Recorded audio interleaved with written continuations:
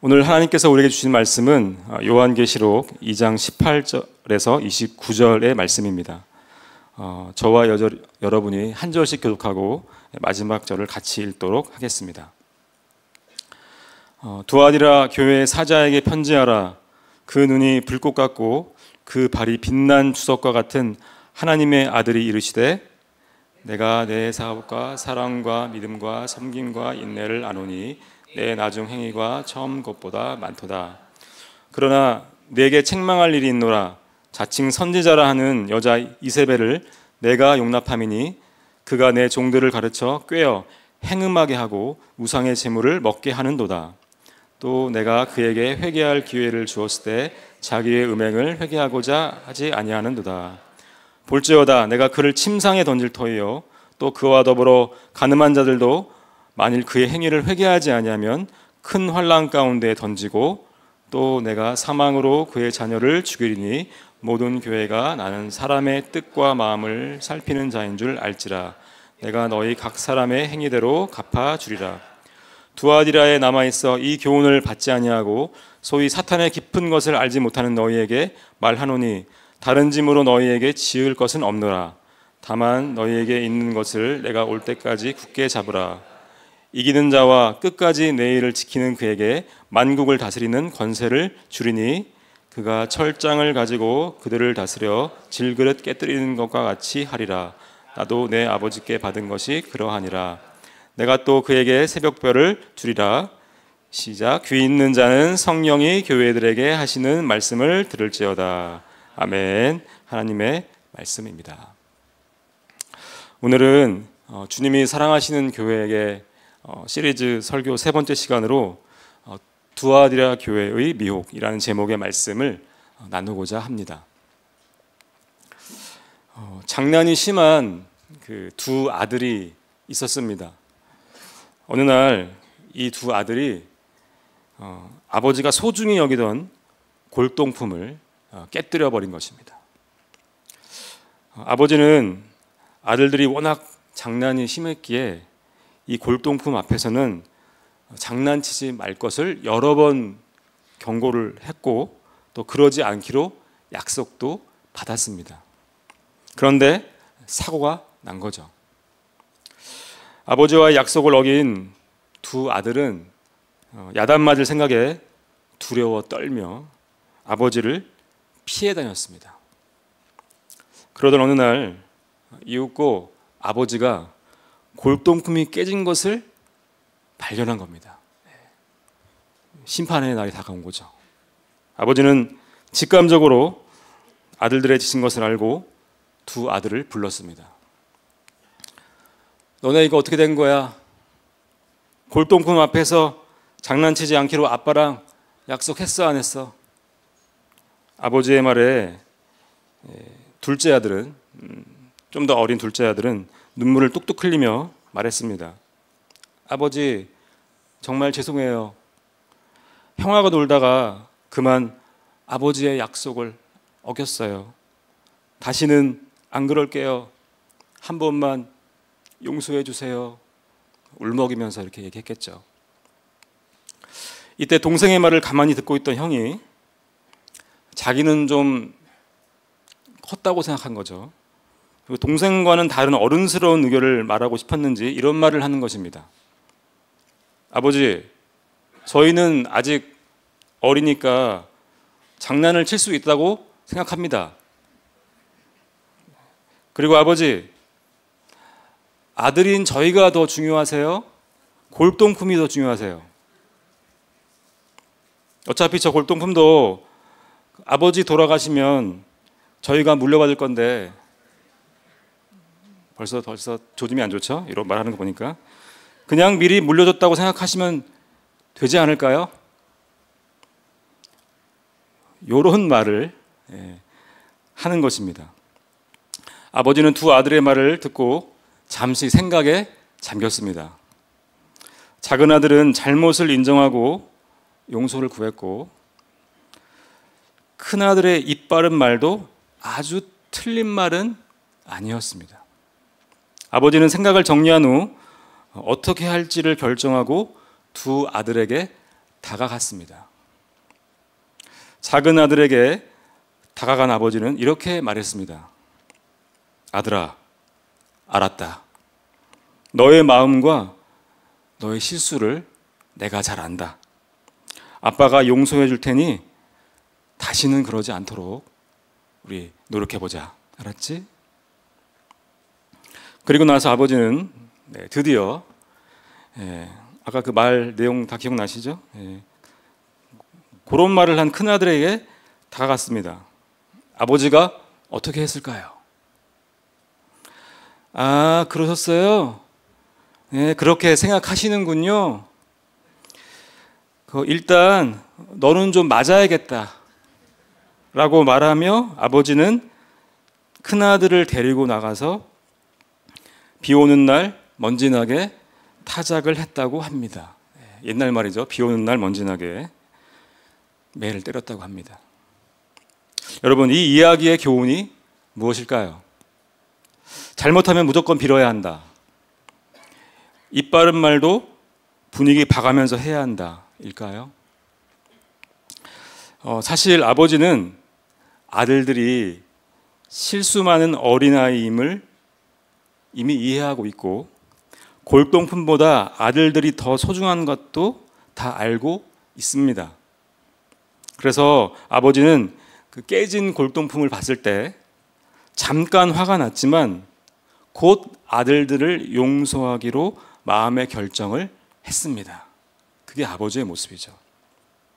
다만 아버지는 그 마음을, 이미 용서한 그 마음을 나누고 아들들에게 다시 노력할 것을 권면하려고 두 아들을 부른 것입니다.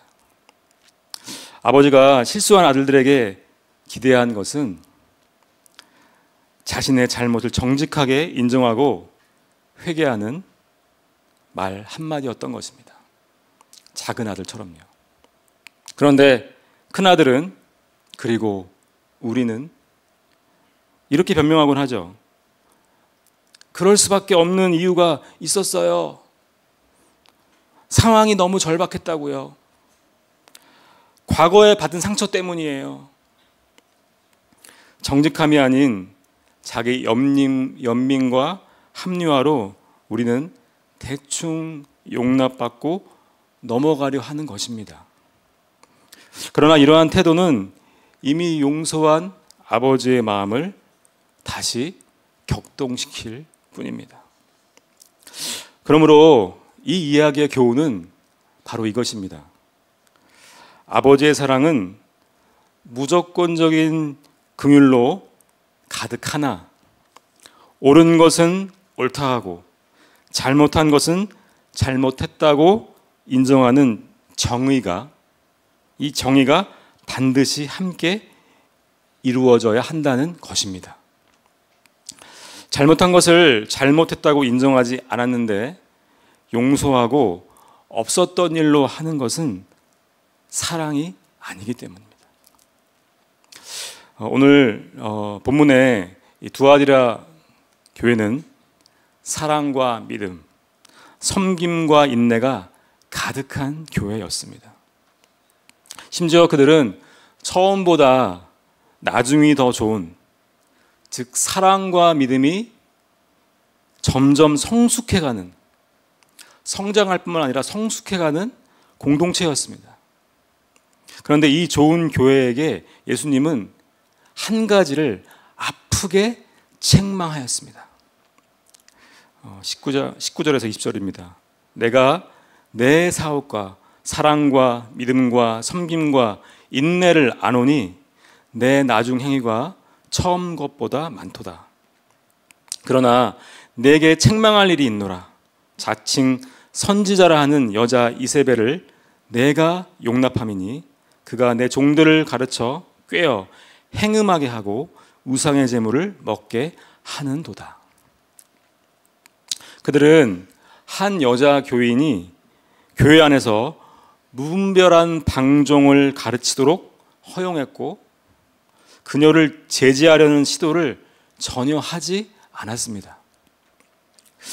이 점에서 이 두아디라 교회는 에베소 교회, 이 수요예배 첫 번째 우리가 설교에 다뤘던 이 에베소 교회와 아주 정반대의 모습이었습니다. 에베소는 이단과 악을 용납하지 않았지만 사랑을 놓쳤고, 반면에 두아디라는 사랑을 강조하다가 악을 용납한 것입니다. 완전히 정반대의 모습이죠. 이 여자 교회는 자신을 선지자라 칭하며 하나님 말씀을 자기 임의로 해석하여 가르쳤던 것입니다. 하나님은 사랑이시고 우리의 모든 죄를 용납하십니다. 그러니 간음하는 것도, 우상의 재물을 먹는 것도 어쩔 수 없는 거예요. 지금 우리 문화권 안에서 어떻게 그걸 피할 수 있겠어요? 복음 안에서 자유하세요. 이세벨이라 불리던 여자는 이렇게 가르치며 두아디라 교인들을 미혹하였습니다. 이 말은 굉장히 그럴타여 마치 복음같이 들리기도 합니다. 그녀는 하나님의 긍휼을, 복음의 중요한 부분인 하나님의 긍휼을 강조하며 교인들로 하여금 죄책감 없이 죄를 짓도록 하고 가짜 자유를 주려 했던 것입니다. 그러나 정의가 빠져버린 긍휼은 복음이 아닌 줄 믿습니다.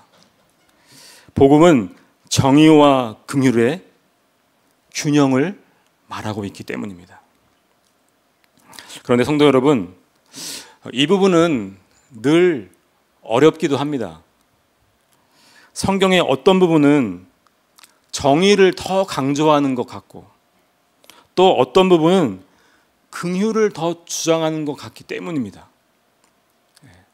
어떤 성경은 하나님이 완전한 긍휼의 하나님이신 것만 같고, 또 어떤 성경은 하나님이 거룩하고 정의를 엄하게 강조하시는 하나님이신 것 같기도 하죠. 정의를 강조하면 긍휼을 잃어버리는 것 같고, 긍휼을 강조하면 정의가 무너지는 것 같기에 정의와 긍휼의 완전한 균형이 가능한 건지 저는 그게 늘 의문이 들기도 했습니다.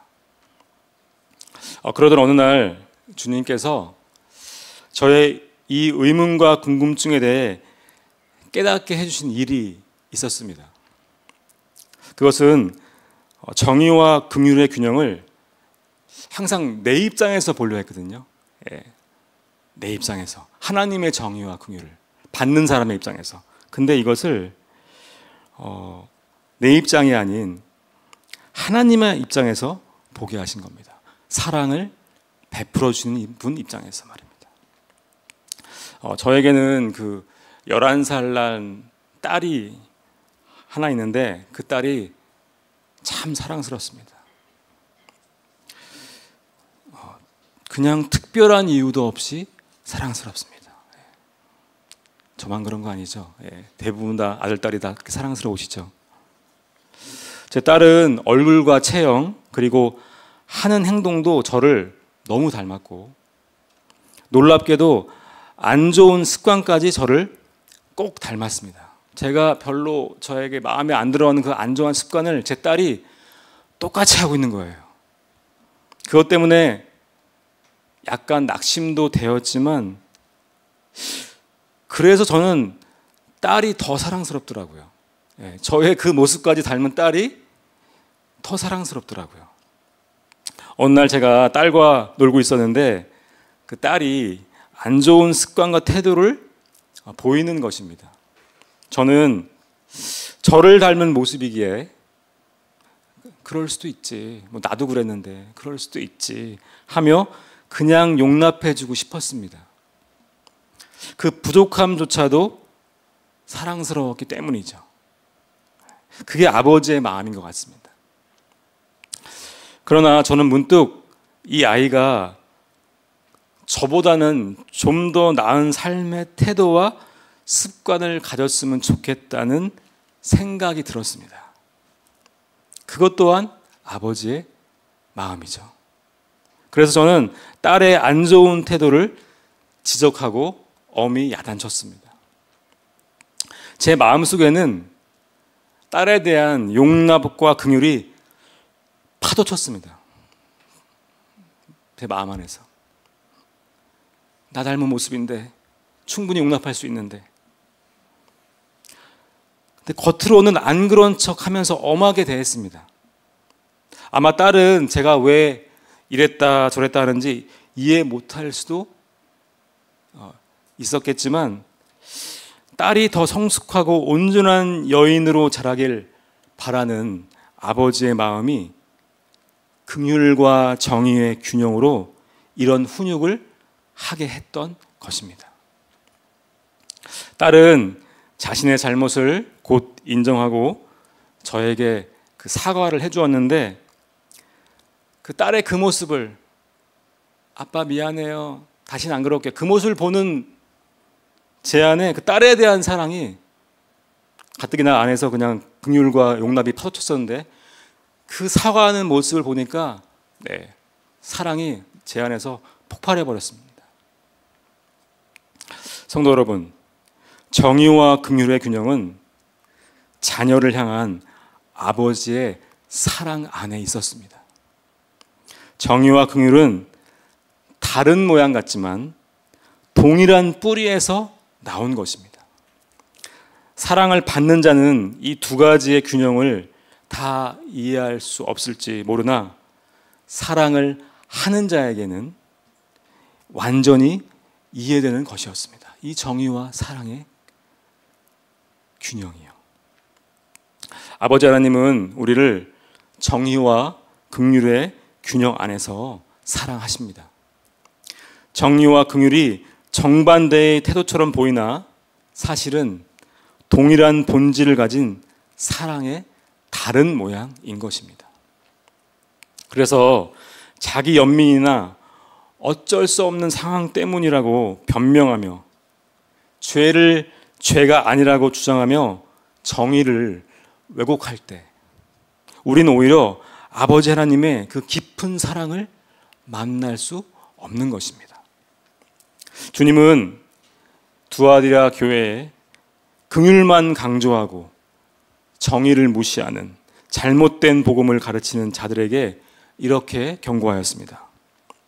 또 내가 그에게 회개할 기회를 주었을 때 자기의 음행을 회개하고자 하지 아니하는도다. 그들은 변명하고 합리화하며 회개하지 않았습니다. 저는 이 말씀을 묵상하다가 최근 우리 사회와 기독교 안에서도 큰 이슈가 되고 있는 동성애자에 대한 생각을 하게 되었습니다. 이 문제도 참 쉽지 않은 영역이지만 이들에 대한 생각을 성경적으로 정리하지 않으면 복음이 균형을 잃을 수도 있다고 생각되었습니다. 하나님은 우리의 어떠한 죄도 용서하는 아버지이십니다. 그러나 이 무조건적인 용서를 받는 우리에게 한 가지 전제가 있는데요. 그것은 하나님의 정의 앞에 먼저 서야 한다는 것입니다. 정의가 없는 긍휼은 사랑도 복음도 아무것도 아니기 때문이죠. 예수님은 그 음란의 죄에 대해서 이렇게 마태복음에서 말씀하셨습니다. 마태복음 5장 27절에서 28절의 말씀입니다.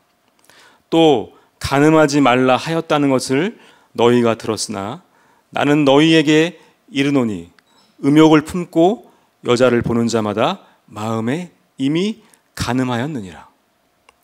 이 말씀은 주님의 완전한 정의 앞에서 우리는 내 힘으로 내 최선으로는 음란의 죄를 도무지 이길 수 없는 절망적인 죄인임을 인정해야 한다는 것입니다. 그러나 어떤 이들은 이 정도가 무슨 죄냐? 여기서 그런 생각 한 번쯤 안 한 사람 어디 있어? 라고 반문하고 반대하거나 혹은 반대하지는 않지만 이건 어쩔 수 없는 거야 하며 타협하는 사람도 있을 것입니다. 이런 것은 어쩔 수 없는 태생부터의 욕구이고 권리이며 또는 심리적 상처 때문이라고 우리는 변명하고 싶어 합니다. 즉, 내 힘으로는 죄를 이길 수 없고 내 노력으로 구원받을 수 없는 구제불능의 죄인임을 우리는 인정하고 싶지 않은 것입니다. 그러나 우리가 하나님의 정의 앞에서 우리 죄를 인정하지 않는다면 주님은 우리의 구원자가 되실 수 없고 우리를 향한 놀라운 긍휼을 베푸실 수도 없습니다. 누가복음 5장 32절입니다. 내가 의인을 부르러 온 것이 아니요 죄인을 불러 회개시키러 왔노라. 동성애자들도 마찬가지로 이것은 내 태생부터의 기본적인 욕구이고 권리이며 상처 때문이라고 변명한다면 그들은 하나님의 놀라운 긍휼과 사랑을 만날 수 없는 것입니다.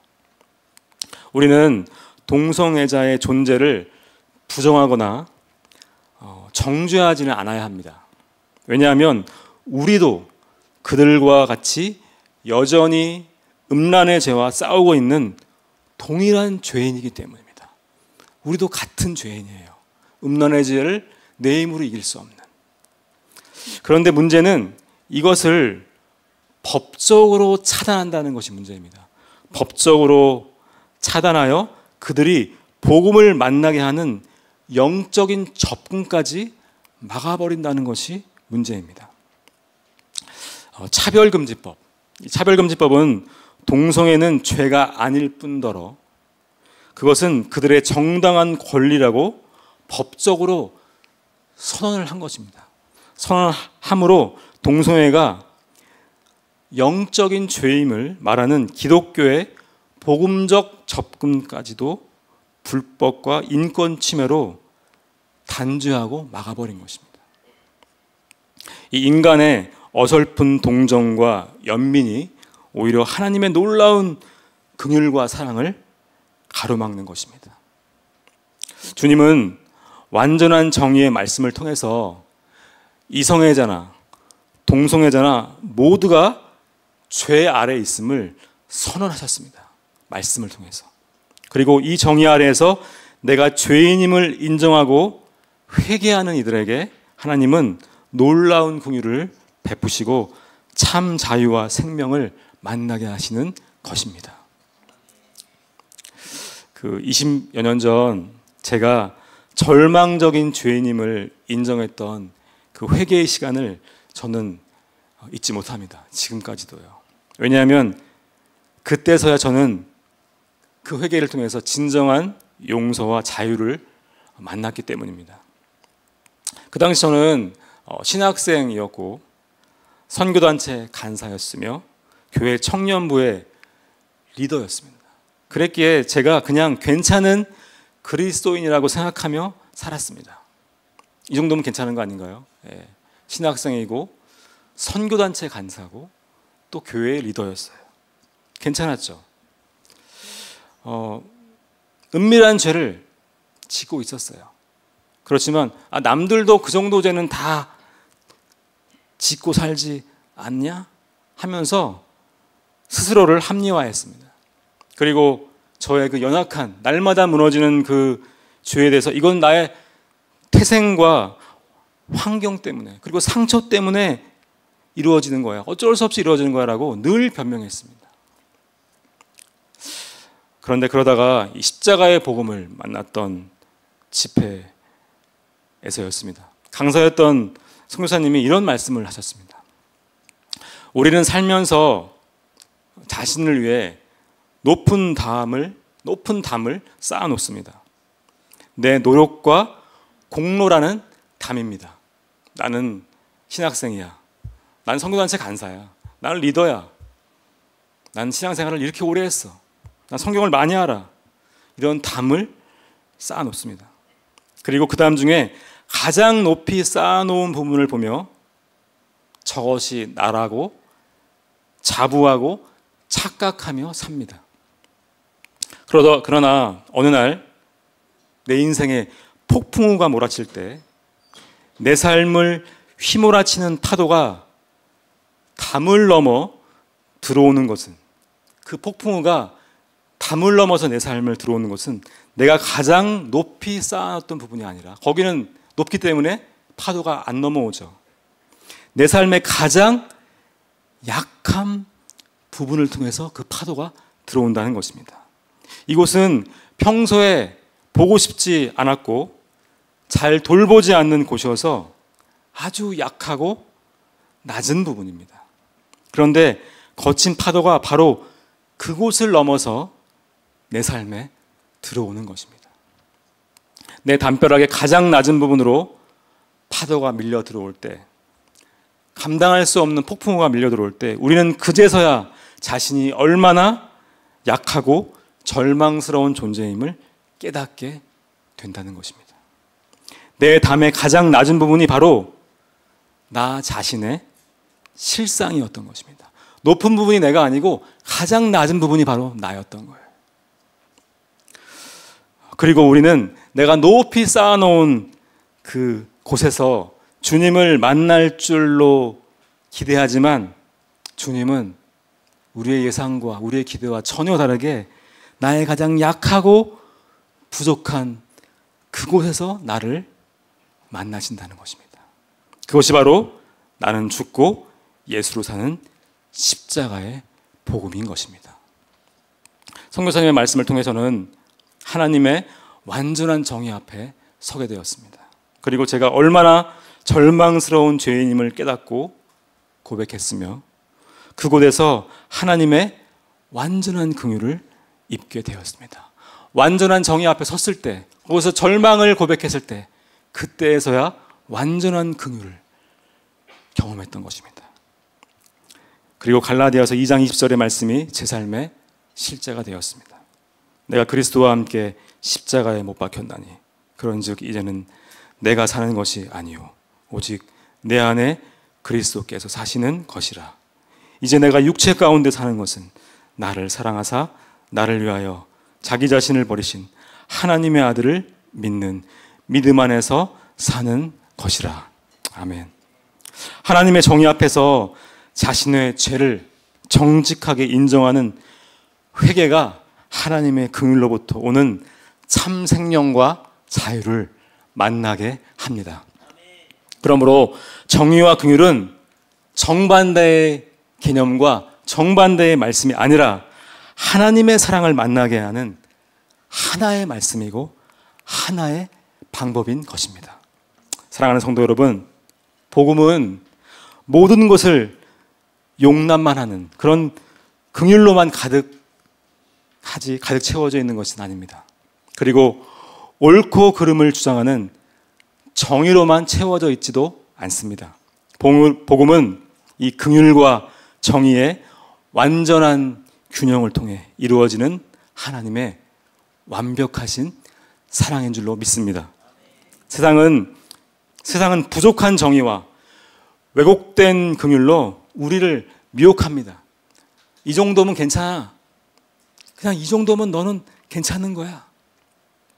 그러나 하나님은 우리에게 당신의 완전한 정의와 긍휼의 균형을 통해서 진정한 자유와 영원한 평강을 누리게 하십니다.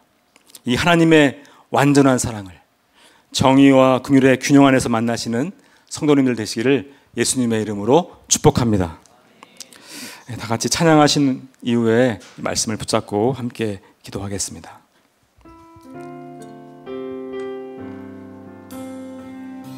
예수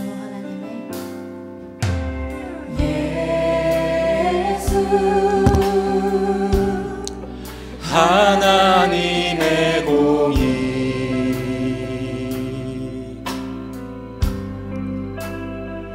주 독생자 그의 나라 임하시네.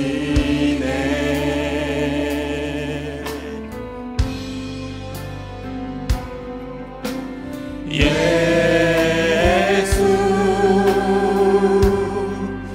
재물이 되신 주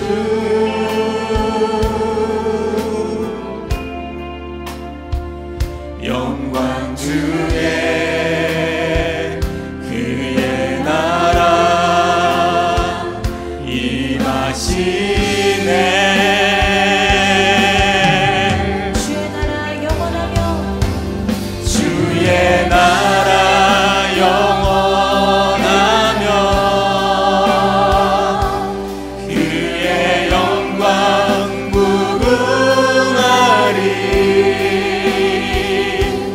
왕의 위엄과 능력이 이제 임하였으니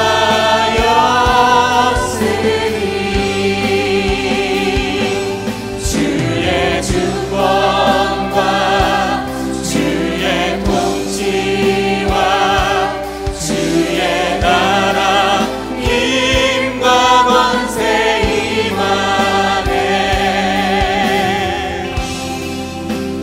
예수 하나님의 공의. 이절로 고백합시다. 예수 하나님의 예수 하나님의 사랑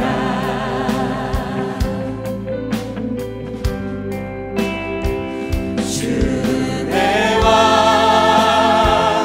말씀으로 나타나네. 예수 거룩하신 예수 거룩한 하나님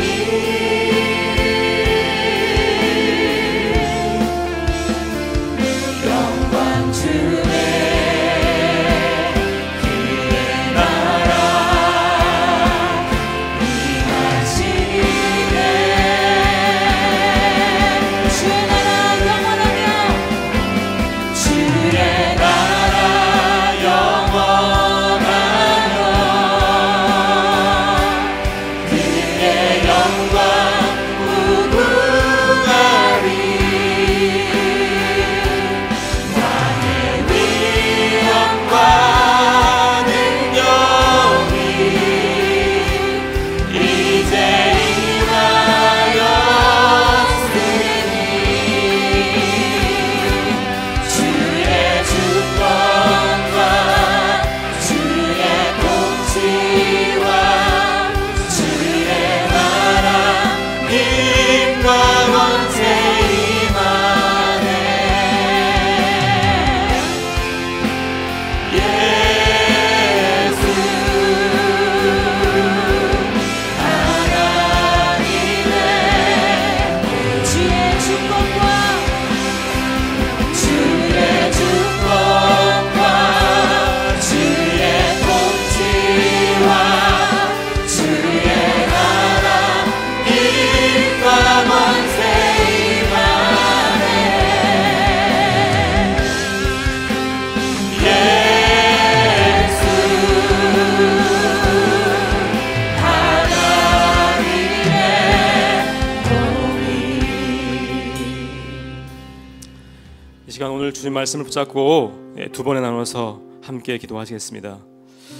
첫 번째로 기도할 때 세상의 부족한 정의와 왜곡된 긍휼이 아닌 아버지 하나님의 사랑 안에 있는 정의와 긍휼의 완전한 균형을 우리 삶에 이루어 주시옵소서. 좌로나 우로나 치우치지 않는 이 복음 안에서 나와 교회와 세상을 주님 그렇게 보게 하여 주시옵소서. 우리 주님의 이름 부르시고 기도하며 나가겠습니다. 주여!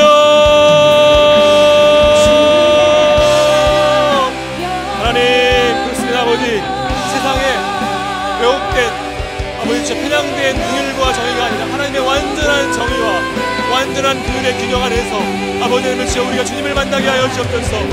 타협하지 않게 하시고 변명하지 않게 하시고 자기 연민으로 아버지 복음을 아버지 하나님 타협하지 않게 하셨고 완전한 정의 앞에 절망하게 하시고 완전한 공유 앞에 주의 용서와 주의 아버지 자유를 중심 보고만 해서 완전한 자유와 그 아버지 용서를 경험할 수 있도록 인도하셨소. 세상의 아버지 타협한 왜곡된 편향된 규율과 정의 안에서 나를 미혹하는 것에 속지 않게 하여주옵고 주님 하나님 안에서 완전한 정의와 완전한 규율의 규정 안에서 주님을 만나게 하여 주옵소서. 주여 우리가 복음 안에서 자루나오는 치우치지 않게 하여 주옵소서. 자루나오는 치우치지 않냐고 우리 주님 안에서 아버지 하나님 보고 주님 안에서 세상을 보고 주님 안에서 교회를 보고 주님 안에서 아버지 주여 온전히 나를 볼 수 있도록 복음 안에서 기념된 마음을 갖게 하여 주옵소서. 아버지 자루나오는 치우치지 않고 공의와 교회를 아버지 편향된 마음으로 치우치지 않고 완전한 균형 안에서 주님을 바라보며 주님을 온전히 바라보는 그 믿음과 그 균형함을 우리 가운데 허락하여 주시옵소서. 그 믿음을 그 완전한 균형을 그 사랑 안에 있는 완전한 균형을 우리 가운데 이루어 주시옵소서. 하나님 감사합니다. 두 번째로 기도할 때 우리 기도하신 이후에 더 깊은 개인 기도로 이어가시겠습니다.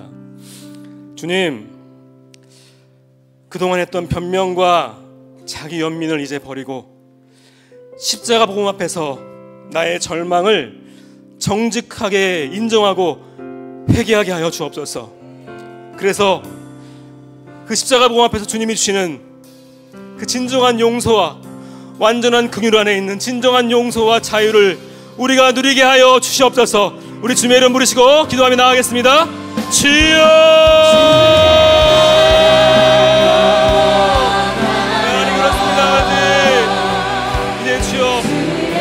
내 변명과 자기 연명과 나의 합리화를 내려놓고 주 아버지 그 십자가의 복음 앞에서 아버지 주여 정직하게 나의 절망을 고백하고 아버지 주여 나의 아버지라면 주여 나의 힘과 나의 노력으로는 어떤 것도 이길 수 없는 완전한 절망을 주의 정의 앞에서 인정하고 하나님의 복음 앞에서 십자가에서 나는 죽고 나는 주여 그리스도와 함께 죽고 그리스도와 함께 사는 십자가의 복음을 경험하는 아버지 주여 하나님의 그 십자가의 복음을 만나게 하여 주옵소서.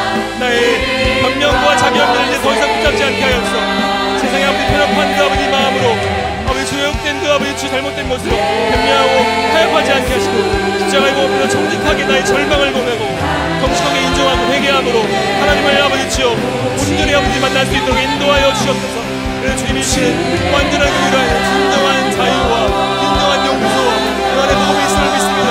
그 안에 생명이 있음을 믿습니다. 그 진정한 자유와 아버지 나의 아버지 높이 쌓은 담벼락 안에 내가 있는 것이 아니라 가장 낮은 곳 가장 열악한 곳에서 아버지님 주님 절망을 경험하게 하시고 모두 주여 아버지의 완전한 복음을 완전한 긍휼을 하나님의 완전한 정의를 완전한 하나님의 사랑을 만날 수 있사오니 그 안에 아버지 주여 그 십자가에서 주님을 만나는 놀라운 하나님의 완전한 긍휼과 복음을 만나게 하여 주옵소서. 아버지라면 주여 우리 십자가 앞에서 십자가의 복음으로 주여 내가 절망하고 그래서 우리 예수를 만나고 그래서 생명을 만나고 그래서 주님을 만나는 놀라운 역사 우리 가운데 있게 하여 주옵소서. 십자가의 복음 안에서 주 완전한 정의와 완전한 아버지 공의와 완전한 긍휼 안에서 주님을 만나고 아버지라면 주여 나는 그 예수를 사는 이제 예수 안에서 나는 그 예수를 사는 예수가 전부가 되어 내가 내 인생을 얻고